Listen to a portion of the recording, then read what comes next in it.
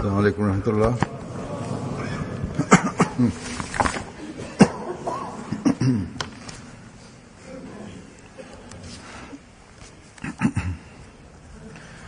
أشهد أن لا إله إلا الله وحده لا شريك له وأشهد أن محمدا عبده ورسوله أما بعد فأعوذ بالله من الشيطان الرجيم بسم الله الرحمن الرحيم الحمد لله رب العالمين الرحمن الرحيم مالك يوم الدين إياك نعبد وإياك نستعين اهدنا الصراط المستقيم صراط الذين أنعمت عليهم غير المغضوب عليهم ولا الضالين.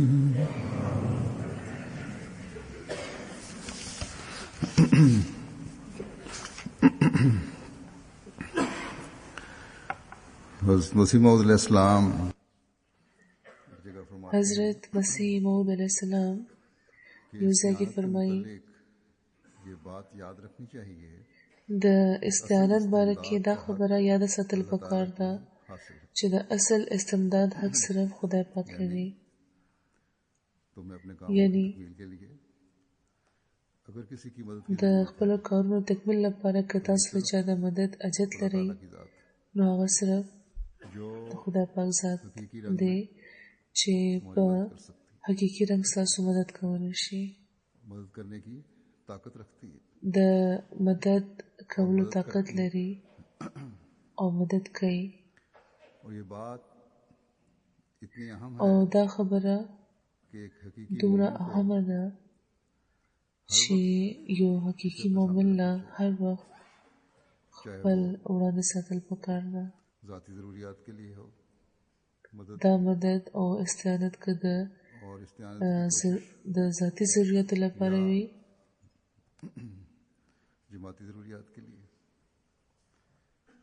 او که د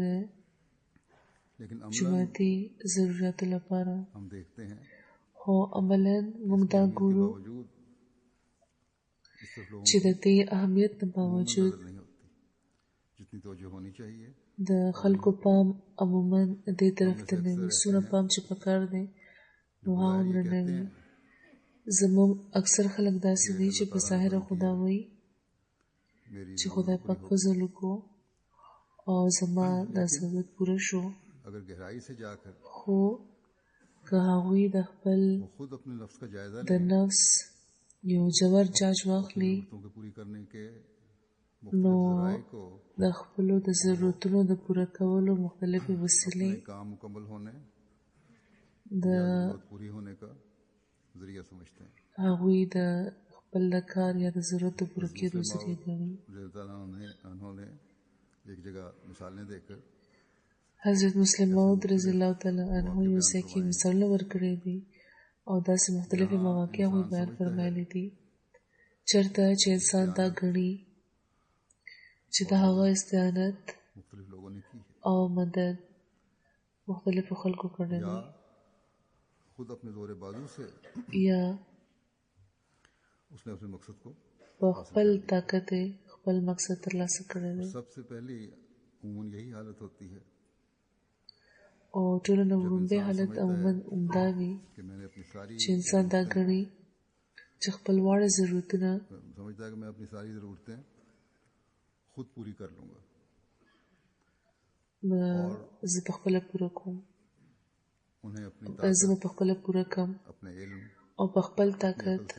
په خپل علم वो ज़रूरतें او पूरी په कर भी خپل लेता है عقل هغه دا ضرورتونه پوره کړي. او بیا دا ګڼي چې وګورئ ما په خپل قابلیت، और कुव्वत से په خپل طاقت، ये मसाइल खुद په हल कर خپل قوت خپلې مسئلې په خپله حل کړي. घमंड और फख्र करता है او په دې خبره هغه ډېر فخر، मदद नहीं लेता ډېر ویاړ کوي या मैंने چې زه د چا نه مدد نه اخلم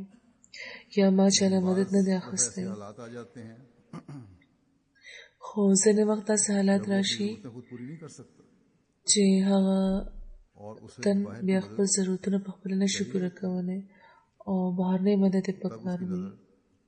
अपने अजीजों نو الله د هغه پام د خپلو خپلوانو उनसे طرف मदद लेता है ته شي، هغوی د هغه مدد واخلي वो उसकी मदद कर भी देते हैं. او هغوی د هغه مدد उस وکړي. वक्त उसे ख्याल आता है कि نو रिश्तेदारी هغه की وخت هغه دا خیال کوي چې دا अगर आज خپلولي मेरे ښه څیز रिश्तेदार دی. ना होते که نن زما د तो मैं خپلوان अपनी نه وي ज़रूरतें पूरी ना कर सकता. نو ما به خپل دا ضرورتونه फिर نشو बाद दफ़ा پوره کولی. ये सूरत हाल पैदा हो जाती है بیا ځینې وخت دا صورتحال پیدا شي چې د انسان मुतल्लिक़ خپل خپلوان उसकी काम नहीं कर सकते या उसे काम नहीं आ सकता. هم د هغه نه پکارېږي یا پکارېدی نه شي तब वो नज़र दौड़ाता है तो उसकी नज़र یا د هغه کار نه کوي هغوی. अपने दोस्त نو بیا چې هغه وګوري पर पड़ती है. نو پام یې د خپلو ملګرو मिलने वालों पर پېژندلو خلکو طرف ته شي जो उसके ख्याल में उसकी मदद چې څوک د هغه په خیال د هغه مدد से मदद کولی लेता شي. है वो मदद कर भी देते نو हैं هغه بیا د هغوی نه مدد وغواړي، هغوی مدد وکړي. कि दोस्त अहबाब भी نو هغه بیا دا ګڼي چې دا ملګري वक्त مخوي काम आ जाते हैं. چې په سخته کې د انسان په کار شي. फिर एक ज़माना بیا ऐसा भी یوه زمانه داسې راشي जब दोस्तों के पास जाए तो वो भी چې انسان چې کله خپلو ملګرو نه لاړ شي نو هغوی هم ورته خپلې مجبورۍ ووایي، जायज़ मजबूरियां हों या که جایزې وي जान छोड़ने का बहाना हो. یا هسې बहरहाल वो उसके काम ځان خلاصولو لپاره یې ورته ویلي وي، خو بهرحال پکارېدی نه شي. ऐसी सूरत हाल भी होती है कि ځینې وخت داسې وي چې मदद होती भी خبره د ملګرو د وس نه وي، هغوی کولی نه شي، बाहर होता है. د هغوی د رسای نه بهر وي هغه کار. वो बाज نو داسې وخت کې की तरफ तवज्जो करता है. بیا انسان د ځینو نظامونو طرف ته پام वो وکړي सिलसिला या जमात से او د کومې سلسلې یا جماعت سره چې هغه تړون لري ताल्लुक रखता है वो उसकी मदद करते हैं. هغه یې مدد وکړي और जो काम हो जाता है जब उसका او د उसकी ज़रूरत पूरी हो जाती है बल्कि ज़रूरत هغه کار وشي، د هغه ضرورت پوره شي तो उसको ख्याल आता है او ضرورتونه پوره सिलसिला या کېږي. निज़ाम نو بیا هغه خیال کوي چې سلسلې चीज़ है. یا نظام یا جماعت سره تړون لرلم से یو ښه څیز دی او په دغه وجه سلسلې یا جماعت سره د هغه تعلق نور هم زیات شي. بعض लोगों को بلکې ما خو ځینې وخت دا هم لیدلی دی چې ځینې خلک په دې से मदद मांगी थी और मदद नहीं की. جماعت سره تعلق د هغوی ختم شي او مرور شي چې فلاني وخت کې के मुताबिक ما د جماعت نه مدد غوښتی و نو جماعت زما तभी مدد ونه या کړو. उनकी मदद हो بهرحال دا صحیح خبره ده چې د ځینو خلکو د مرضۍ مطابق कि जमात से کارونه کوشي نو وله یا د هغوی مدد وکړي شي بعض نو इंसानों की जिंदगी में هغه د هغوی جماعت سره د تعلق زیاتېدو ذریعه شي. लोयाल रिश्तेदार او بیا د ځینو انسانانو په ژوند کې داسې مواقع راشي چې د هغوی خپل خپلوان دوستان ملګري تر دې چې د ځینو مجبورو د پابندو په وجه نظام او جماعت هم د هغوی څه مدد نشي کولی नहीं पहुंचा सकते. او څه فایده ورته نشي رسولی. हुकूमत जिससे वो ताल्लुक रखता है نو هغه د کوم حکومت سره چې هغوی تعلق لري هغې له هغوی لاړ شي او इंसान के लिए حکومت هغه وخت د هغوی مدد وکړي लेकिन यूं भी देखने में او په داسې وخت کې هم حکومت د هغوی لپاره بیا هر څه شي हुकूमत भी او इंसान باقي का ټول څیزونه साथ नहीं देती شاته پاتې شي. خو دا هم समझता है कि मेरे हुकूक नहीं मिल रहे مشاهده کې راځي چې یو وخت کې इंसाफ से حکومت هم د انسان مرسته काम نه नहीं लिया کوي जा रहा او هغه بیا دا ګڼي چې زما حقونه फिर वो उन مال लोगों نه का दरवाजा راکړل کېږي खटखटाता है لګیا دي انصاف ما سره نه जो کېږي. इंसानी हमदर्दी के तहत काम نو करते بیا هغه د هغو हैं خلکو په इंसानी در لاړ हमदर्दी شي रखने څوک वाले چې د انساني همدردۍ له لاندې کار نه کوي او بیا دا خلک د هغه په کار هم شي. इंसानी हमदर्दी की एक रॉ पैदा होती है د انساني همدردۍ یوه چپه پیدا شي چې दुनिया तक फैल जाती है چې د دنیا ډېرو ملکونو کې خوره شي वो इंसान او د دغه انساني همدردۍ په وجه هغه انسان هغه ډله कामयाब हो जाते हैं یا یو څو کسان मकसद में په خپل مقصد کې کامیاب شي یا مقصد ترلاسه کړي. तब वो समझते हैं या अगर ये इंसान है तो समझता है نو الله هغوی دا وګڼي یا که یو انسان دی نو هغه انسان دا وګڼي या چې ټولې دنیا की इंसानी हमदर्दी की तंजीमें मिलकर یا د دنیا چې کوم د انساني همدردۍ تنظیمونه دي और कोई هغه د هغې مدد لپاره یو ځای شوي وو او بل هېڅ چا هم د هغه काम مدد ना आती तो वो अपने हकूक نه و کړی और بل چا د هغه مدد ونه کړی شو محروم रह او هماغه تنظیمونه د هغه مدد لپاره یو ځای شوي وو او که دا تنظیمونه د هغه په کار نه وي راغلی जो د خپلو इंसानी हमदर्दी के नाम حقونو او د انصاف ترلاسه کولو نه به मददगार हुआ هغه محرومه پاتې شوی و. कुछ समझता है نو هغه دنیوي تعلق چې د انساني همدردۍ په نامه د هغه حق ترلاسه کولو کې د هغه مددګار وي هغه دا خپل هر څه ګڼي कायम है और काम कर रही او نن سبا خو د انساني حقونو تنظیمونه په قومي او په عالمي سطح قایم دي जंगें भी लड़ती हैं قایم دي जंगें लड़ती हैं او کار کوي او حقونو لپاره دنیوي حکومتونو سره قانوني جنګونه هم दबाव کوي. डालने की कोशिश करती हैं د بین الاقوامي बाज زور اچولو کوششونه کوي ځنې پکې ډېر ښه کار هم کوي لګیا دي लोगों की او په سخته کې چې کم خلک ګیر دي د هغوی مدد هم इस बात से भी کوي. इनकार नहीं किया जा सकता خو دې خبرې نه مې انکار نشي کېدی एक वक्त ऐसा भी आता है چې یو وخت داسې په انسان راشي कोशिशें और तदबीरें काम आती हैं چې نه خپل کوششونه او تدبیرونه د هغه پکارېږي दोस्त वाप او نه خپلوان نه ملګري پکارېږي या निज़ाम काम او نه قام یا نظام او نه حکومت और इंसानी हमदर्दी की तंजीमें یا د انساني حقونو تنظیمونه के जरिए د هغه د کامیابۍ ذریعه جوړېدی شي उनमें उसे یا د هغوی په وسیله ورته کامیابي ترلاسه کول هغه ته ممکن ښکاري. लेकिन फिर भी अगर कोई इंसान خو که د دې هر څه نه باوجود هم که یو انسان मकसद हासिल कर خپل مقصد ترلاسه کړي जाए उसे کامیاب شي तो वो समझता है कि मेरी نو هغه دا ګڼي किसी गैबी मदद से हुई چې ما دا کامیابي یقینا د یو غیبي होता है امداد په وسیله ترلاسه کړی دی او څومره چې په یو غیبي امداد د هغه یقین وي هماغه عمره هغه خپله هغه کامیابي د خدای پاک طرف ته منسوبوي. इंसानी हमदर्दी की तंजीमों का जिक्र हुआ د انساني همدردۍ د تنظیمونو ذکر وشو काफी इल्म है मुख्तलिफ ममालिक में نو دې باره کې خو نن سبا احمدیان ډېر علم لري مختلفو ملکونو کې چې د سیاسي پناه لپاره इंतजार में बैठे हैं احمدیان ګیر ناست دي انتظار کوي. तंजीमें बल्कि एक तंजीम نو ډېر داسې تنظیمونه دي بلکې یو لوی تنظیم د ملګرو ملتونو لخوا جوړ شوی دی او هغه की बात नहीं هم د همدردۍ کوششونه کوي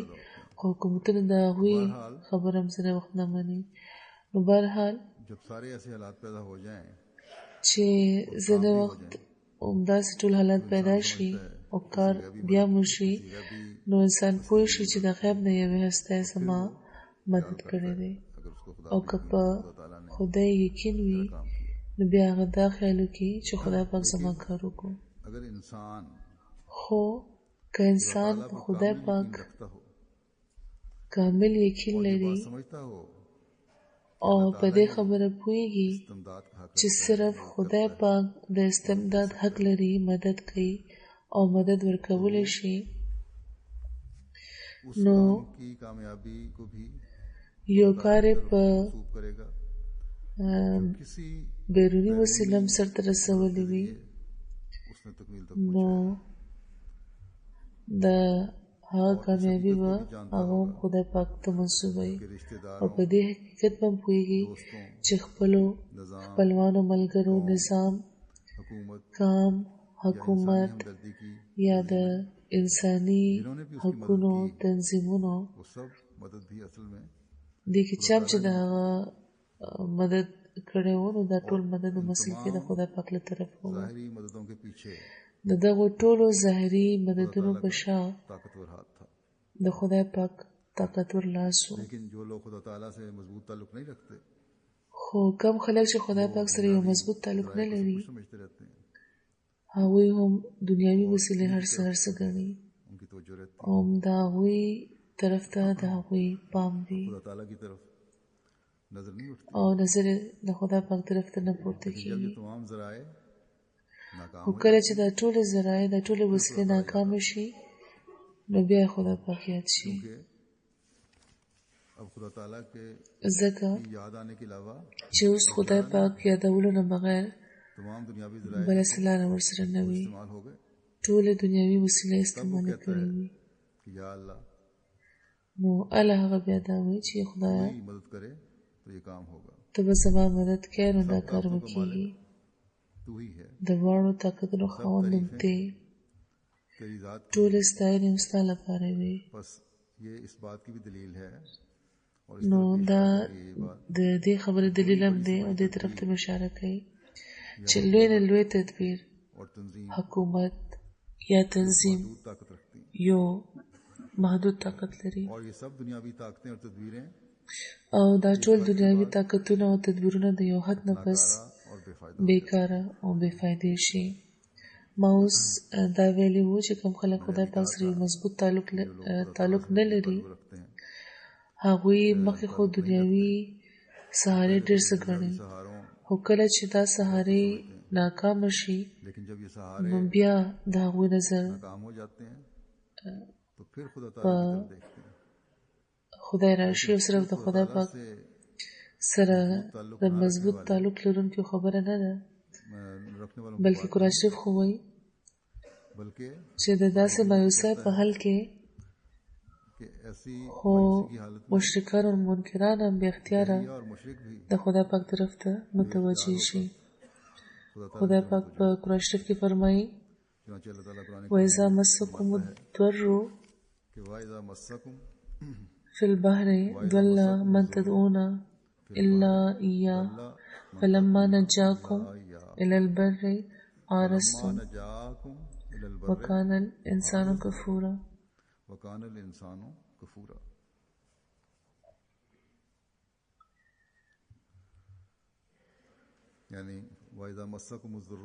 یعنی په دریاب کې چې تاسو ته څه تکلیف ورسي نو د هغه نه بغیر چې تاسو چاته اواز کوئ هغه تاسو پرېږدي او هغه چې یعنی خدای چې کله تاسو اوچته بوزي او بچم کی نو تاسو د هغه نه اعراض شروع کړئ انسان ډېر ناشکره دی نو خدای پاک فرمایي چې په طوفانونو کې او په مشکلاتو کې خو خدای پاک د نارې وهل شروع کړي او چې نجات بیا مومئ نو بیا خدای پاک خیر کوي دا د انسان فطرت دی چې په سخته کې په ډېرې عاجزۍ خدای پاک ته هغه ټیټ شي او باقي ټول مددګاران هغه پرېږدي انسان باقي ټول مددګاران پرېږدي او د خدای پاک نه دا دعا کوي چې که دا وخت دی د سختۍ نه دا بچ شو نو بیا به تل خدای پاک د خپل د مدد وسیله ګڼي هغه ته به اواز کوي خو خطره چې څنګه ختمه شي نو دنیاوي فخر او تکبر یو ځل بیا هغوی کې پیدا شي نو انسان انتهایی ناشکر او خودغرضه دی ګورې د خدای پاک رحم څومره وسیع دی چې باوجود د دغه علم لرلو نه چې اوچتې رسېدو نه پس متخلق خدای پاک نه باقیان شي لرې به شي هغه د هغوی د انکسار د اضطرار او د عاجزۍ دعاګانې واوري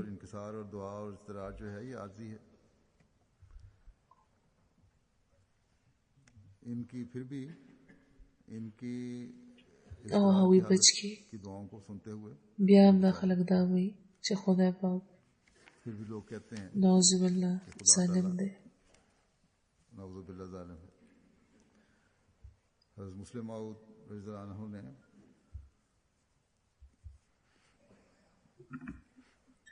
حضرت مسلم موعود یو واقعه بیان کړې ده د هغو خلکو باره کې چې خدای پاک خو نه مني، خو چې سختي پرې راشي نو بیا के मुंह से खुदा का नाम निकल د هغوی په خوله هم د خدای پاک نامه راشي. इस्लाम के فرمایي چې کله حضرت مسیح موعود علیه السلام د زلزلې پیشنګویي فرمایلی وه او یوه لویه زلزله راغلی وه، زلزلہ आया نو هغه وخت د لاهور میډیکل کالج یو طالب علم و چې روزانه به خپلو ملګرو रोज अपने هلکانو سره د خدای پاک په هسته باز کولو، खुदा ताला की हस्ती की او बहस किया करता था, بلکې د استهزا تر حده به هغه لاړو. बल्कि इस्तेदा की हद तक चला जाता था। خو د زلزلې په وخت چې هغه کمې کمرې کې و نو هغه محسوسه کړه वो जिस कमरे چې में د था کمرې چت پرېوتونکی دی، महसूस हुआ कि او دا یقین و چې اوس और ये بل یو طاقت هم कि अब कोई ताकत उसे دغه چت د غورځېدو نه بچ کولی نه شي. نو هغه چونکې د هندوانو د خاندان و نو ځکه بې اختیاره د هغه د خولې نه رام رام راووته. بله ورځ ته ملګرو تپوس وکړو چې هغه وخت په تا څه چل شوی و، ته خو خدای ډومنې نه. हो गया था। نو په तो मानते नहीं هغه حال کې د بیا هم د رام رام राम राम को छोड़ते شور جوړ کړو. نو دا ولې हिंदुओं के هندوان رام د خدای پاک لپاره استعمالوي. نو هغه ورته وویل बोला जाता है। چې خبر نه یم چې څه چل را باندې شوی و، عقل مې मेरी अकल मारी गई थी। بیخي ختم شوی و. خو حقیقت دا دی यही है چې هغه وخت د هغه عقل ही उसकी अकल ने काम किया। چې د هغه عقل هم هغه وخت کار کړی و. दुनियावी सहारे उसकी नजरों से छुप د ټولې دنیاوي سهارې چې د سترګو نه د هغه پناه شوې، نو یوه سهاره ورته ښکاره شوه چې واړه طاقتونه لري. अलावा د خدای پاک د ذات نه بغیر بل یو مددګار ورته ښکاره نه شو. जब तक इंसान نو تر څو چې انسان ته نورې दूसरे जराए وسیلې ښکاري په هغوی یې کار کېږي، से काम बनता रहता है هغه د هغوی طرف ته پام کوي. तो जो او تر څو چې ورته نور اسباب ښکاره نه شي، और जब तक दूसरे असबाब नजर ना आए یعنی تر څو چې वो د خدای پاک په ذات پوخ یقین نه وي، نو نور اسباب چې ورته ښکاري अल्लाह ताला की ज़ात पर यकीन मुकम्मल ना हो या उस वक्त जब तक वो दूसरे असबाब नजर आते रहें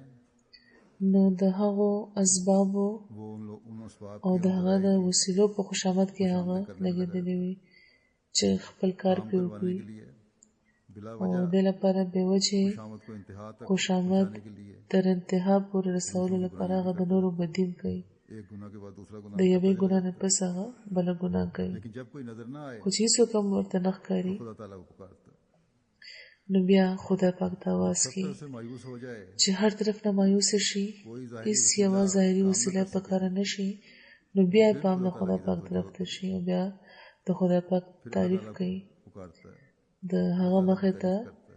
د استقرار اظهار کوي. इस्तरार जाहिर करता है। همدغه شان یوه بله واقعه حضرت مسلم موعود رضی الله تعالی عنه به د وړومبي عالمي جنګ هم اوروله، بلکې د خپله فرمایلی دي چې ډېر ځل ما دا اورولې ده چې په دې حالت کې د ऐसी हालत में जब दहरिया भी خدای پاک منکران هم د خدای پاک مؤمنان چې د خدای پاک باندې ایمان راوړي. पहली जंग अजीम में 1918 में जर्मनी ने واقع دا چې په وړومبي عالمي جنګ کې په کال 1918 फौजों पर हमला कर दिया। کې جرمني خپل ټول طاقت جمع کړو په اتحادي فوجونو حمله کړې وه. एक ऐसा वक्त आया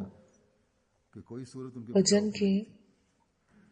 د پیرنګیانو یعنی د اتحادیانو په فوجونو یو وخت داسې راغلی و چې د هغوی د بچ کېدو هېڅ صورت نه و. का कुछ हिस्सा एक तरफ सिमट गया 7 میله دفاعي خط د هغوی ختم شوی و، د فوج یوه برخه یو خواته غونډه شوې وه، بله بل خواته، او د هغوی تر منځ دومره خلا پیدا شوې وه چې جرمن فوجونه د په اسانه تېرېدی شو، او بیا یې د شانه په دوی حمله کولی شوه او دوی یې تباه کولی شو. په محاذ باندې چې کوم جرنیل و هغه وخت मुहाज पर هغه کمانډر ان چیف له اطلاع ورکړه چې ما سره خو चीफ को इतला دومره فوج نشته او دا صورتحال پیدا شوی دی. ये सूरत हाल पैदा हो चुकी है। دا مات صف इस टूटी हुई جوړول اوس زما د وس کار نه دی پاتې. अब मेरे बस में नहीं रहा. دا یو داسې وخت و ये ऐसा वक्त था چې هغوی دا ګڼل چې نن به कि वो समझते थे زموږ فوج تباه شي हमारी फौज او د انګلستان او د فرانس نښه او نامه به پاتې نه شي. नामो निशान मिट जाएगा. ऐसे वक्त में जब कमांडर نو دا د انتهایی د بېوسۍ د حل تار چې کمانډر ته ورسېدو چې تباهي بس راتلونکې ده، نو هغه وخت کمانډر وزیر اعظم او د نورو وزیرانو سره اجلاس کې ناست و. څه اهم مشاورت روان و. هغه وخت چې خبر رالو نو وزیر اعظم نور څه کولی شو، یو خو क्या सकता था اضافي فوز هغوی سره وم نه او که ویم نو دومره ضرر ته رسولی کېدی نه شو. इतनी जल्दी उस जगह फौज حضرت مسلم موعود فرمایي چې د یورپ مذهب بېشکه چې عیسایت دی، यूरोप का मजहब خو که ईसाईयत है دننه ورته وکتل شي او خلک अंदर से देखा जाए جاج واخیستی شي छानबीन نو بیخي کمزوری دی د دننه खुला है. او عملا د خلکو اکثریت ماده پرست او د خدای मादा परस्त और धैर्य منکران دي. और इस जमाने او में په دې زمانه کې خو 80% عملا د خپل د انکار اعلان هم کوي، د خدای پاک د وجود د انکار बहरहाल دی اعلان هم کوي. خو بهرحال هغه وخت मादा परस्त यूरोप هغه का अमूमन ماده پرست یورپ چې نظر یې عموما د خدای پاک طرف نه پورته کېدو، په خپلو وسایلو باندې ډېر باور کولو او ویاړېده به پرې. का نو دا کومه طبقه چې حکمرانه وي هغه خاص په خپل طاقت او په قوت ډېر کبر کوي. घमंड होता है. د خدای پاک खुदा ताला का खाना सिर्फ नाम का ही होता है. خانه صرف د نامې وي. نو هغه وخت چې کوم د هغوی مشر و د سر سړی چې په خپل ने जो अपनी ताकत और कुव्वत طاقت او په قوت او په شان باندې فخر نه مست و او یقین به لرلو چې زموږ اتحادي فوجونه به ګټي، نو هغه هم دا محسوسه کړه چې دا وخت هېڅ ظاهري مدد زموږ نشي کېدی چې دې مصیبت ته موږ خلاص کړي. इस मुसीबत से निजात दिला सके. هغه خپلو ملګرو طرف ته وکتو او ورته وویل उसने अपने साथियों की چې راځئ چې موږ خدای پاک ته دعا وکړو چې هغه دې زموږ مدد तरफ وکړي. खुदा से दुआ करें نو ټول हमारी मदद करे. د خدای پاک مخې ته ټیټ شو चुनांचे او उनके बल झुक कर दुआ करें. دعا یې کول شروع کړه. حضرت مسلم موعود وایي چې عجیبه به نه وي کوم د هغې دعا په نتیجه کې دوی د تباهۍ نه بچ شوي دي. उस तबाही से बच गए हैं. نو لکه څنګه چې ما دا آیت ویلو چې خدای پاک فرمایي چې په سخته کې بل هر हर दूसरी जात څوک تاسو छोड़ जाती है. بل هر څوک تاسو پرېږدي، تاسو نه لاړ شئ، خو صرف د خدای پاک ذات دی چې ستاسو سره وي او ستاسو په کارېږي. بلکې خدای پاک وایي چې کومه دعاګانې چې د اضطرار په حال کې وشي هغه قبلېږي، که دعا غوښتونکی یو د خدای منکر وي نو بیا अल्लाह ताला خپلو منکرانو ته को भी د خپلې هستۍ ثبوت ورکولو لپاره خدای پاک ځینې وخت निशान दिखा نشانونه ښیي، او که د هغوی په قسمت کې وي نو هغه نشان د هغوی د عاقبت د ښه کولو وسیله شي. बन जाते हैं. او نن هم ډېرې داسې واقع کېږي چې د خدای منکران د خدای پاک نشان وګوري खुदा ताला पर او ایمان راوړي. निशान को देखकर यकीन ले आते हैं. خو که څوک د نبی او د अगर هغه د कोई جماعت مقابله کوي नबी या نو بیا که هغه څومره په اضطرار دعا وکړي और फिर चाहे वो जितनी هغه نه قبلېږي، ځکه چې دا دعا د خدای پاک د هغه تقدیر خلاف وي अल्लाह ताला की چې کوم به خامخا کېږي، ځکه چې د خدای پاک دا لفظ دی چې د هغه نبیان به کامیابېږي. بهرحال د جرمني او د فرانس په جنګ کې خو دواړه ډلې یو شان وي، हिंदुस्तान की लड़ाई में तो خو کومې چې پکې په عاجزۍ دعا کړې وه अल्लाह ताला ने نو د هغې دعا خدای پاک واورېده او داسې سامان یې پیدا کړل چې د جرمني فوز خبر نه شو कि जर्मन फौज چې د هغوی مخې ته صف مات شوی دی، के उनके सामने की सफ टूट نو ځکه هغوی د صف د ماتېدو نه هېڅ فایده پورته نه کړی شوه. से उन्होंने उस सफ के टूटे हुए होने से फायदा नहीं उठाया. مخکې نوره واقع دا ده چې هغه وخت صرف دا نه چې جرمنیان خبر شوي نه وو، सिर्फ ये नहीं होता, نو ځکه د جنګ ټول د هغوی په هکله دروند نه شو، इसलिए जंग بلکې کمانډر ان چیف یو افسر چې دا چا باره کې د هغه یقین و के कमांडर इन चीफ ने چې هغه ډېر د کار سړی دی او څنګه تدبیر به جوړ کی कि बड़े काम هغه را بللې وو ورته ویلي وو چې ما نه ډېر سوالونه ونه کې सवाल न करना خو د جنگ د میدان دا حل نه فوج دلته نشته हाल है صف مات دی फौज वहाँ है कोई नहीं لاره خالی ده सब اوس ورشه او څه انتظام وکړه چې په عرضي طور څه قسمه इंतजाम करो صف بندي وشي कि आर्जी तौर पर किसी तरह कुछ सफबंदी हो जाए هغه افسر په ځای د دې چې دا پوښتنه یې کړې وې د کمانډر چیف نه چې دا څنګه کېدی شي چې فوجونه सवाल करता اخوا دېخوا شوي دي او بیا دې هم صف جوړ شي او بله څه ذریعه هم نشته कोई फौजें इधर उधर हो चुकी هغه ګاډي کې کېناستو نه هغه ځای ته لاړو बैठा सीधा उस जगह गया چېرته چې غیر فوجي کارکنان د गैर फौजी فوج ضرورتونه پوره کولو لپاره کار کوي करने के लिए काम कर रहे होते हैं نو هلته هغه لاړو هغوی یې راجمع کړل او ورته یې وویل چې تاسو د ملک د خدمت ډېر شوق لرئ कि तुम्हें मुल्क की खिदमत का बड़ा शौक او होता था یعنې ستاسو به ډېر شوق چې د ملک خدمت وکړئ लड़ता देख कर او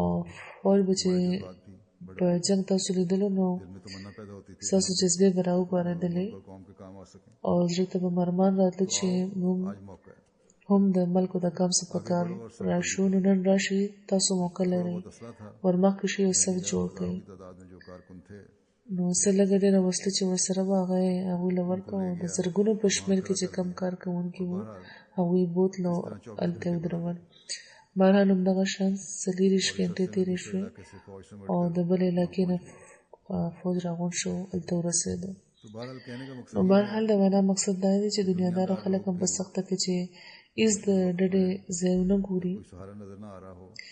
نو د خدای پاک د ډډې د لټون کوشش کوي تدبیر خو په خپل ځای وي خو کم خلک چې ماته پرسته دي वो लोग هغوی چې داسې نظارې ښیي نو بیا دا کم خلک چې دا دعوه کوي چې موږ په ناسته پاسته او په هره لحظه کې نظر د خدای پاک طرف ته لرو په کار هم ده نو هغوی ته څومره زیات دې خبرې طرف ته پام پکار دی उनको किस कदर چې د هغوی की तरफ तवज्जो देने की जरूरत है نظر دی कि हमारी هر وخت د خدای پاک طرف ته وي खुदा ताला की तरफ रहे خدای پاک چې دا کومه دعا موږ د خیاله ده چې ورلپاره حکم دا دی چې موږ باید هر مونځ په هر رکعت کې کوو और हर रकत में نو دا دې لپاره چې زموږ نظر دی چې د خدای پاک له طرفه لرې نه شي हमारी او هېڅ چې د دنیوي سهارو باندې د زموږ نظر نه وي هېڅ چې د موږ مخکې دا سوچ ونه کړو कि दुनियावी چې د دنیوي سهارو طرف ته به موږ مخکې رجوع کوو او د خدای پاک طرف ته به موږ وروسته ګورو ظاهري تدبیر باره کې بېشکه خدای پاک دا فرمایلی دی چې کوئ یې او کول پکار هم دی लेकिन خو توکل په خدای پاک پکار دی तवक्कुल जो है खुदा دا نه چې سیند کې په طوفان کې ګیر شي نو بیا خدای پاک یادول شروع کړي जब समुंदर के तूफान में फंस गए چې سفونه مات شو खुदा ताला को पुकारना शुरू कर दिया نو بیا هم خدای یاد شو टूट गई तो फिर खुदा याद आया बल्कि हर नमाज की हर रकत में ये दुआ सिखाकर खुदा ताला ने हमें बताया نو د هر مونځ هر رکعت کې ویلو لپاره دا دعا چې خدای پاک موږ ته خیاله ده نو دې په ذریعه موږ ته دا ویلي دي چې صرف او صرف زما طرفه ستاسو نظر پکار دی او دا دعا ده ایاک نعبد و ایاک نستعین یو اوږد حدیث دی رسول الله صلی الله علیه و وسلم فرمایي چې کله بنده وایي چې ایاک نعبد و ایاک نستعین نو خدای پاک فرمایي چې دا یا زما او زما د بنده ترمنځ مشترک دی او زما بنده چې ما نه څه غوښتي دي هغه به ورله زه ورکوم कुछ मांगा है نو دا د مسلمانانو خوش قسمتي نه ده क्या ये چې خدای پاک د دعاګانو د قبولیت ضمانت ورکوي अल्लाह ताला दुआओं की خدا مستقل ضمانت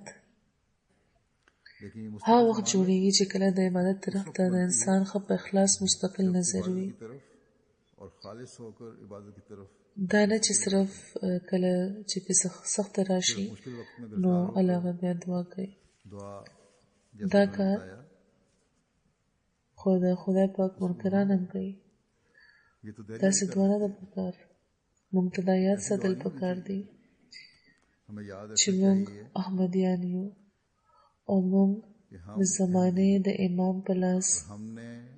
जमाने د بیت لوز کړی دی जमाने के इमाम के हाथ पर دا لوز هم کړی دی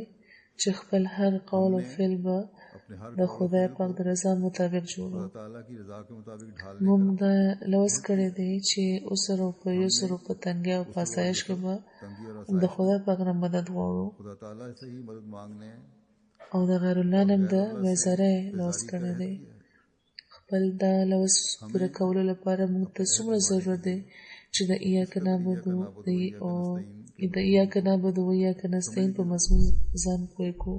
हमने د خدای هغه منکر په شان به موږ خدای ته ताला को नहीं पुकारा. صرف هغه وخت لري نه وو چې کله په ډوبېدو आला چې کله په ډوبېدو شو. मुमीन की तरह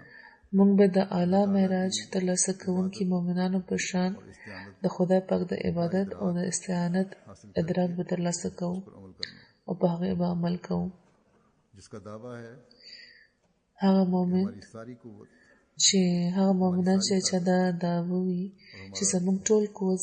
زموږ ټول طاقت زموږ ټول ډډه د خدای پاک مخې ته په ټیټېدو باندې ده. खुदा ताला के आगे موږ له پکار ده چې جاج واخلو چې دې لپاره जायजा موږ लेना ته चाहिए कि हम څه کول پکار دی इसके लिए او موږ څه کول لګیا یو.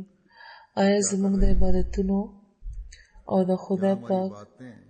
نه د مدد और हमारा غوښتنې हमारी खुदा ताला से मदद की पुकार معیار هغه دی का मयार چې کوم د خدای پاک له طرفه ښودل شوی معیار जो खुदा ताला के बताए हुए मयार के मुताबिक है یا या रोजाना रोजाना फर्ज नमाजों में तोते की तरह په فرض منځونو کې دو د ظلم مونږ یا کنه بده یا کنه ستاین وایو او بس بیا चाहिए هېرې کو. مونږ د دا یاد لرل پکار دی چې مونږ ډېر کمزوري یو زموږ دشمن ډېر طاقتور دی. दुश्मन के मुकाबले के लिए مونږ د دشمن مقابله لپاره هیڅ قسمه دنیاوي طاقت وسایل او نور قسمه ذریعہ نه لرو. نو په داسې حال کې مونږ سره دینه بغیر بل هیڅ لار نشته چې مونږ د خدای پاک مخې ته ټیټ شو او د ایاک نعبدو و ایاک نستعین په روح پوه شو او ځان د خدای پاک د درکو. खुदा ताला के نن دنیا کې د شیطان د حمله انتها شوه ده. शैतानी हमले की هر ځای کې زموږ لار کې مشکلات हर जगह ودرول کېږي. हमारे रास्ते में کوم خلک چې مسلمانان بلل کېږي هغه هم زموږ دشمنه کې मान कहलाने वाले भी ډېر مخکې کېږي لګیا دي कि हम په دې چې موږ ولې د زمانه امام منلی دی او د غیرو حسد هم زیاتېږي لګیا دي ځکه چې جمعه د دنیا پام ځان طرف ته راکاږي لګیا دی दुनिया की तवज्जो अपनी तरफ खींचने वाली बन रही है او د دغه حسد یوه تشه ننداره تېرو ورځو کې और इस हसद की एक हल्की सी په झलक جرمني کې د میډیا له طرفه जर्मनी د में جماعت मीडिया مخالفت کې ښکاره شوې ده. में भी नजर आती है د حسد मुख्तलिफ او د مخالفت دا اورونه به هم په की आगे خپلو لمبو کې یقینا وسوځي انشاءالله. خو خپل فرض پوره کول موږ له هېڅ چېرې نه دي هېرول پکار. د خدای پاک عبادت او د هغه د مدد ताला की इबादत और उसकी मदद की او هغه نه د مدد غوښتنې نه موږ ته هېڅ چېرې نه دي غافله کېدل پکار. मदद के तलब करने से कभी ځکه چې دې نه بغیر موږ د دشمن د مقابلې طاقت نه لرو हम दुश्मन से मुकाबला की ताकत नहीं रखते और ये ताकत इतनी बड़ी है او دا طاقت دومره لوی دی چې یو دنیاوي طاقت هم د دې مقابله نشي کولی. हमेशा याद रखना चाहिए نو تل دا یاد ساتل پکار دی چې کله خدای پاک د چا مدد لپاسې نو بیا हो जाता है هغه کامیاب شي. یو دنیاوي طاقت هم بیا د هغه कोई दुनियावी ताकत کامیابي او درولې نشي ځکه چې د خدای پاک د ډېر وسیع में खुदा ताला की मदद وسیع دی او د هغه طاقتونه نه ختمېدونکي دي. ना खत्म نه د خدای پاک ذات محدوده دی او نه د هغه صفتونه محدوده دي. نو د هغه مخې ته ټیټېدل उसके आगे د هر احمدي کار دی. हर अहमदी د هغه نه مدد غوښتل د هر احمدي کار دی. अहमदी का काम है। دا کار صرف د پاکستان د احمدیانو نه دی पाकिस्तान के अहमदियों का नहीं है چې هغوی د ډېرو मुश्किलात में गिरफ्तार مشکلاتو ښکار دي या बाद بلکې د دنیا रहने वाले अहमदियों هر ملک او د دنیا هرې خطې کې د اوسېدونکو احمدیانو کار دا دی वाले अहमदी का काम है چې سره د کامل اطاعت د خدای پاک مخې ته د هغوی ټیټ شي ताला के आगे او هغه نه د مدد وغواړي. और उसकी मदद के तालिब हो जमात جماعت یو مضبوط تړون لري او دا په کار هم ده. عمده د جماعت خصوصیت دی यही जमात की ځکه چې دینه بغیر جماعت نشي پاتې کېدی. هر چاله په کار چې بل لپاره د دعا کوي چې د خدای پاک مدد دی هر وخت هر ځای کې هر احمدي سره وي हर जगह हर अहमदी के शामिल हाल हो. او کله چې زموږ دا حل وي نو د خدای پاک د مدد او د نصرت حیرت انگیز نظارې به موږ وګورو. حیرت انگیز نظارې به موږ وګورو. حضرت مسیح موعود علیه السلام یو ځای کې فرمایي یاد لرئ چې خدای پاک ډېر بې نیازه دی تر څو چې په کثرت او بار بار دعا ونشي هغه پروا نه کوي. نو په کثرت او بار بار دعا کول زموږ د کامیابی راز دی. دیخوا موږ ته ډېر زیات پام پکار دی. موږ ته دعا کول پکار ده چې کوم مشکلات هم چې موږ ته راپېښ دي که هغه د یوې ډلې له طرفه دي یا که د حکومتونو له طرفه یا حاسدینو په معاشرې کې د فساد پیدا کولو لپاره ودرولې دي.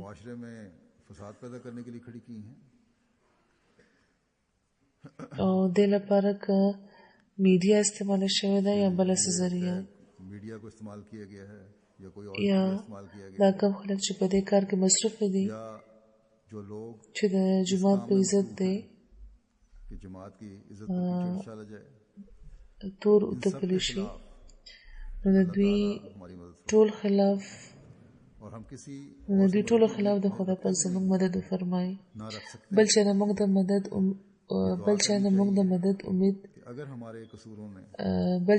د مدد امید لرو نه او لرلی هم نه شو. دا دعا کول پکار ده چې که زموږ قصورونه د لاسه د خدای پاک نصرت وروسته شوی دی نو خدای په موږ رحم وکړه او موږ معاف کړه او د خپلې ناراضګۍ د حل نه موږ راوباسه او په هغو خلکو کې موږ شامل کړه چې په چا ستا د فضلونو او د انعامونو باره هر وخت روان وي او څوک چې د ایاک نعبد و ایاک نستعین حقیقي ادراک ترلاسه کوي. حضرت مسیح موعود علیه السلام فرمایي ګورئ خدای پاک د ایاک نعبد و ایاک نستعین تعلیم ورکړی دی. اوس ممکنه وه چې انسان ډډه په خپل قوت کړی وي او خدای نه لرې شوی وي. نو همدې لپاره د ایاک نستعین تعلیم ورکو چې دا مه ګڼئ چې دا عبادت چې زه کم کوم دا په خپل قوت او په خپل طاقت کوم. داسې بیخي نه ده تر څو چې د خدای پاک استعانت نه وي او هغه پاک ذات تر څو چې توفیق او طاقت ورنکړي هېڅ نشي کېدی. نو دا اهم حقیقت هم موږ ته هر وخت باندې ساتل پکار دی. خدای پاک د دا اهم مضمون هر وخت د خپل وړاندې ساتلو په دې باندې د پوهېدو او په دې باندې د عمل توفیق موږ له راکړي.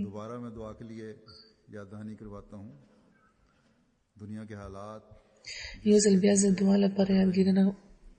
کول غواړم. د دنیا حالات څنګه په تیزۍ چې بدلیږي لګیا دي نو خدای پاک دا د جماعت لپاره د ترقۍ وسیله کړي. په ترقۍ کې خنډان ودرونکي دې دا نشي او موږ د خدای پاک عبادت کوونکي او د هغه مدد او د نصرت په فیضیاب شو او مدام د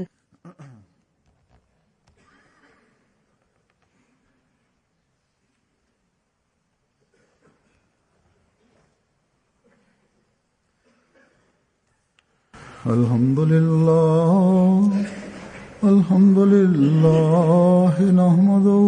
ونستعينه ونستغفره ونؤمن به ونتوكل عليه ونعوذ بالله من شرور أنفسنا ومن سيئات أعمالنا من يهده الله فلا مضل له ومن يضلل فلا هادي له ونشهد أن لا إله إلا الله ونشهد أن محمدا عبده ورسوله عباد الله رحمكم الله إن الله يأمر بالعدل والإحسان وإيتاء ذي القربى وينهى عن الفحشاء والمنكر والبغي يعظكم لعلكم تذكرون اذكروا الله يذكركم وادعوه يستجب لكم ولذكر الله أكبر